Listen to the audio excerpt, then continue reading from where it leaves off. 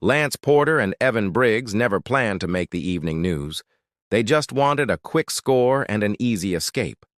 But one stolen moment inside a Utah supply store would send them spiraling into a nightmare of flashing lights, frozen mountains, and a desperate chase that ended where no one expected to find them. The morning sun had barely risen over Ogden, Utah, when the quiet streets began to fill with the sounds of early commuters. In the small downtown district, the snow from the previous night had turned into a thin layer of slush, reflecting the orange glow of streetlights. Inside the Ridgeway outdoor supply store, the day started like any other. The faint smell of leather and rubber filled the aisles as the employees stocked shelves and turned on the heaters to fight the cold. It was calm, ordinary, and predictable until two figures walked in through the glass doors. Lance Porter and Evan Briggs didn't look like trouble. Both were in their 20s, wearing hooded jackets and worn-out sneakers. To the casual observer, they seemed like just another pair of weekend adventurers looking for camping gear. But under the surface, both carried the same mix of anxiety and desperation. Lance had been fired from his job at a tire shop 3 weeks earlier, and Evan's car repair business was drowning in debt. When Lance mentioned that outdoor gear could be resold for hundreds of dollars online, it sounded like an opportunity too tempting to pass up. They spent the first 10 minutes pretending to browse. Lance wandered toward the display of knives and multi-tools, while Evan studied the shelves of flashlights and portable stoves. Their plan was simple: grab what they could fit in their backpacks and walk out quietly before anyone noticed. Lance had done his research. He knew the store had only one security guard, usually stationed near the back office, and 3 floor employees who rotated shifts. Timing would be everything. As they moved through the aisles, the calm atmosphere of the store began to feel heavier. The sound of the heater and the hum of the ceiling lights seemed louder with every step. Lance glanced at the security mirror above the register and caught a glimpse of the cashier laughing with a customer. This was their chance. He gave Evan a quick nod. They started slipping items into their bags, one knife at a time, one flashlight after another, each motion fast but careful. Just as Lance zipped his bag shut, a sharp metallic screech pierced the quiet. One of the zippers had jammed. He froze. A young store clerk, stacking shelves nearby, turned her head sharply toward the noise. For a second, their eyes almost met. Lance's pulse spiked. He pretended to adjust his jacket and walked briskly toward the exit. Evan followed, gripping the straps of his backpack tightly. The automatic doors opened with a soft hiss, and the freezing air hit their faces. They stepped outside, but before they could take 3 steps, a blaring alarm shattered the stillness of the morning. A customer near the entrance shouted something from behind them, and Lance felt the blood drain from his face. He bolted toward the parking lot, slipping slightly on the slush-covered pavement. Evan hesitated for half a second, looking back at the store. Through the glass doors, he saw the clerk on the phone and another man running toward the exit. Panic surged through him. Within moments, the two were sprinting toward their beat-up Subaru parked across the street. Lance's heart raced as he fumbled with the keys. He could hear the alarm echoing behind him, growing louder, as if chasing them. When the car finally roared to life, he slammed the gas pedal and the tires screeched against the wet asphalt. As they sped away, the reflection of red and blue lights began to flash in the distance, signaling that their quiet heist had just turned into something far more dangerous than they ever expected. The car sped down the icy street, tires sliding slightly on the thin layer of slush. Lance gripped the steering wheel so tightly his knuckles turned white. His mind raced faster than the engine. Behind them, the alarm was still faintly audible, carried by the cold wind. Evan sat in the passenger seat, breathing hard, trying to steady himself. The stolen gear clattered in their backpacks with every sharp turn. Neither spoke. They didn't have to. The tension inside the car was enough to fill the silence. As they merged onto the main road, Lance thought they might have escaped. The city traffic was light and the streets looked empty. For a fleeting moment, it felt like they had pulled it off. But that illusion shattered when a flicker of blue and red appeared in the rearview mirror. A police cruiser was speeding toward them from behind, siren wailing. Lance's stomach dropped. He pressed harder on the gas, the Subaru's engine growling as it surged forward. Evan's hands trembled on his knees. The chase had begun. They weaved through residential neighborhoods, cutting corners and blowing through stop signs. Houses blurred past as snow fell heavier, dusting the streets and obscuring their path. Lance's heart pounded so loud he could barely think. He took a sharp turn down a side street lined with bare trees, hoping to lose the patrol car. For a moment, the siren grew faint, replaced by the hiss of tires on wet pavement. He thought they were clear, but as they turned another corner, 2 more flashing lights appeared ahead. The police had predicted their route. Panic set in. Lance jerked the wheel and swerved onto a dirt service road that wound into the foothills. The sudden change from pavement to mud sent the car lurching violently. Evan braced against the dashboard as the Subaru fishtailed, throwing up a spray of slush and gravel. The noise of the pursuit echoed through the narrow valley. The police weren't far behind. Lance's eyes darted between the road and the mirror, every muscle in his body tight with fear. He could hear the engine strain as he pushed it to its limit. The higher they climbed, the worse the road became. Potholes jolted the car, and patches of ice made it almost impossible to steer. Evan shouted for Lance to slow down, but Lance ignored him. The only thought in his mind was escape. The snow grew thicker, swirling in front of the windshield like a curtain. It was almost blinding. The wipers screeched back and forth, struggling to keep up. Then, through the white haze, a wooden sign appeared at the edge of the headlights. Lance caught only one line of faded text before it disappeared behind them. Dead end ahead. He slammed the brakes, but it was too late. The Subaru skidded forward, sliding helplessly down the narrow path until it came to a stop near a steep drop. The engine sputtered and died, the air filled with the smell of burning rubber and gasoline. They sat there in silence, the weight of what had just happened sinking in. The sirens had faded behind them, swallowed by the storm. For the first time since the chase began, the world around them was quiet again. But it wasn't a comforting silence. It was the kind that pressed against the ears thick and suffocating. The road had ended, and now they were trapped in the mountains with no way to turn back.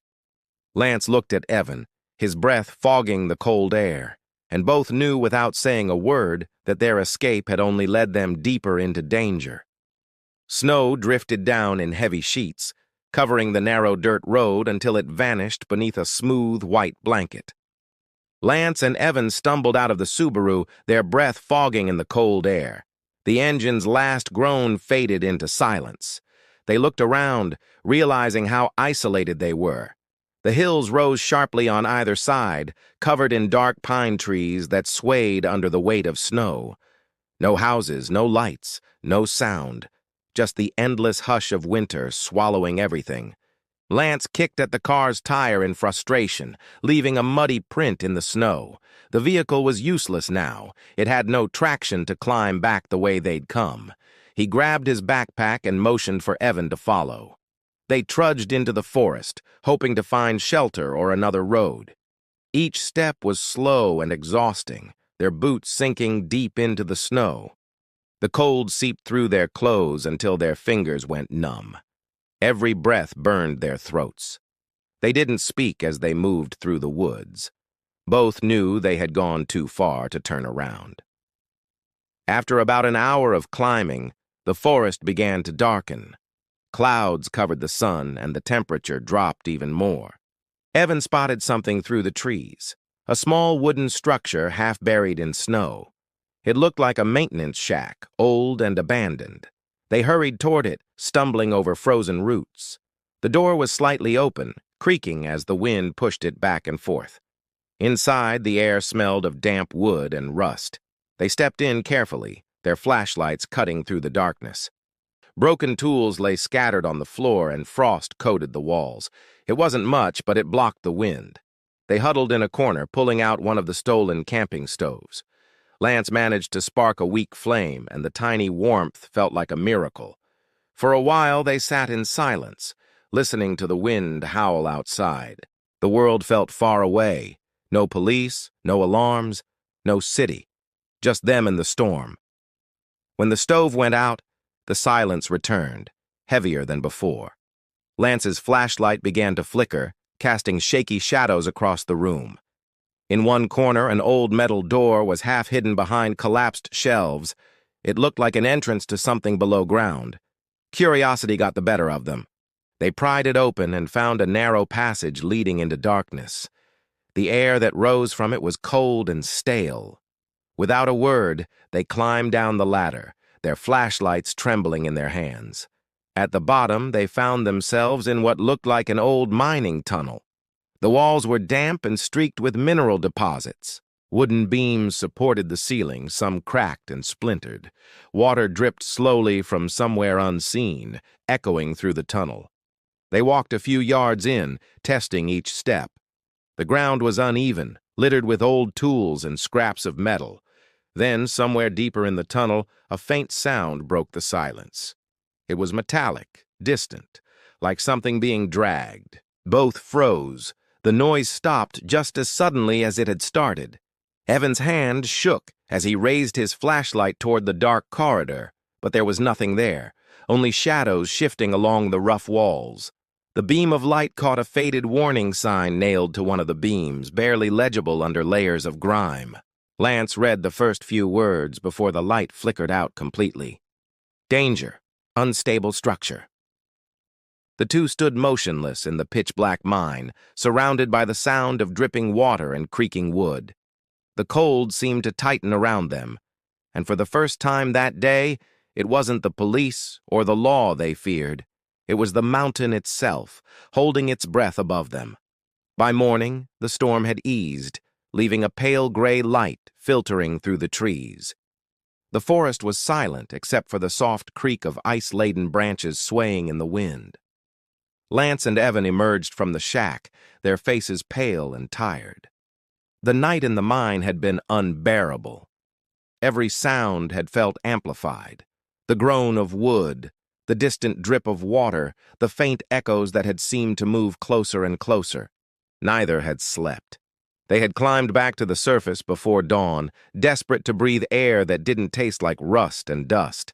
Now, they stood in the snow, unsure what to do next. The Subaru was half buried, its windshield coated with ice. They couldn't risk going back down the road. Police would have found their tire tracks by now. Their only option was to move deeper into the mountains, hoping to find another trail that would eventually lead back to town. Lance limped slightly, his ankles stiff from the cold. Evan tried to keep his eyes on the horizon, scanning for any sign of movement. The wind had quieted, but the silence that followed was worse. They began walking uphill, following what looked like an old animal path. The snow was deeper here, rising to their knees.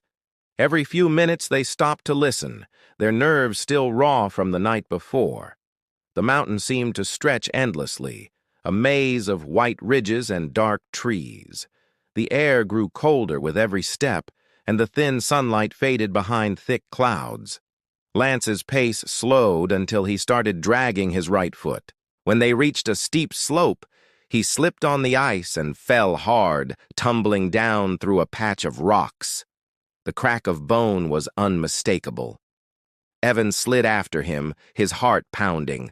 Lance lay at the bottom of the slope, his leg twisted at an unnatural angle. His face was pale, his breath sharp with pain. Evan knelt beside him, pulling snow from his jacket. Lance tried to move, but couldn't. The injury was bad. Too bad to walk on. Panic began to rise in Evan's chest. They were miles from the road, no phone signal, no way to call for help. The sun was already dipping low, and the temperature was dropping fast. He tore a strip from his shirt to wrap around Lance's leg, but it did little good. Lance groaned and urged him to keep moving, to find help before nightfall.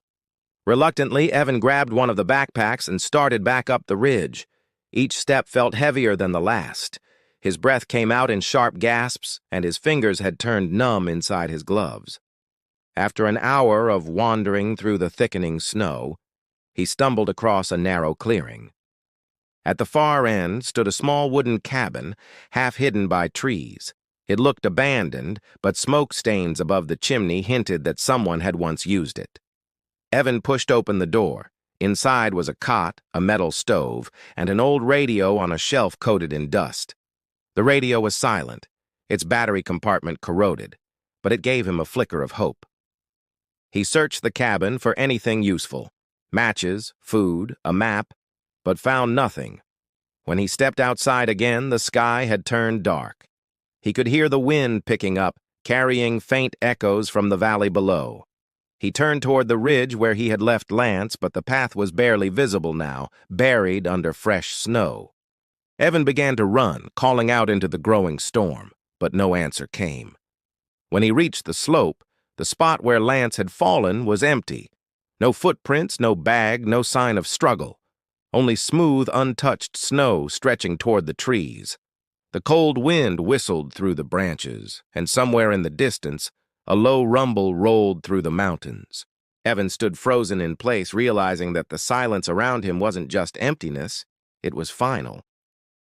The search began 2 days later, when hikers reported finding an abandoned Subaru near the end of a service road in the Ogden foothills. Snow had already covered most of the tracks, but inside the vehicle officers found 2 backpacks stuffed with stolen camping gear, a half-empty water bottle, and muddy footprints leading into the forest. By then, the storm had buried the area in nearly 3 feet of snow, making it nearly impossible for rescue teams to navigate. Helicopters circled overhead, but the dense pine canopy concealed everything beneath it. What started as a theft investigation quickly turned into a search for 2 missing men. Evan was found first. A park ranger spotted him wandering near a frozen creek about 6 miles from the car. His face was pale, his lips cracked and blue, and his clothes were stiff with frost. When rescuers reached him, he collapsed without a word. He was airlifted to a hospital in Ogden, where he drifted in and out of consciousness for 2 days. When he finally woke, his first words were about Lance. He told investigators that his friend had fallen and broken his leg, that he had gone for help, and when he returned, Lance was gone. His story sounded strange, but the fear in his voice was real. Search teams focused on the area Evan described, combing through the hills and the frozen ridges. Dogs picked up faint scents that led toward the old maintenance shack. Inside, officers found evidence that the 2 men had sheltered there. A burnt camping stove, torn clothing, and footprints leading toward the hidden mine entrance. The tunnel had partially collapsed, but one of the beams looked recently disturbed. The air inside was stale, heavy with the smell of damp wood and earth. Crews used shovels and lights to dig carefully, but the deeper they went, the more unstable the structure became.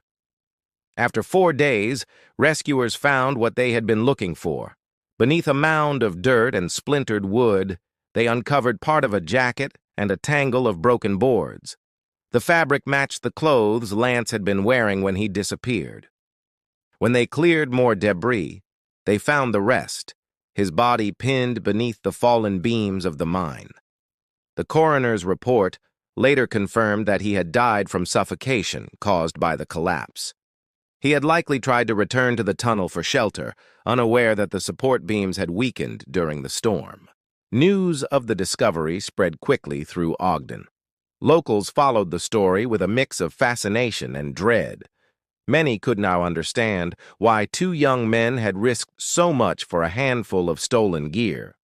Reporters gathered outside the hospital, hoping to question Evan, but he refused to speak publicly. He was charged with theft and reckless endangerment, though prosecutors acknowledged that his cooperation had helped locate the body. He served a reduced sentence and eventually left Utah, disappearing from public view. In the months that followed, hikers and rangers began sharing strange stories about the foothills. Some said they heard faint metallic sounds echoing from the old mine, like the clatter of tools striking stone. Others claimed to see the flicker of a flashlight deep in the trees on foggy nights. The area was eventually closed to visitors after another small collapse made the tunnels too dangerous to enter. Still, the legend remained. Locals called it the Echo of Ridgeway Mine, a warning whispered to anyone who ventured too far into the mountains. Every winter, when the wind swept through the empty valleys, it carried with it a faint sound that seemed to rise from beneath the snow, like the groan of wood under pressure, followed by the dull thud of falling earth. Those who heard it said it was the mountain remembering the night Lance Porter tried to outrun his mistakes and found himself buried in silence instead.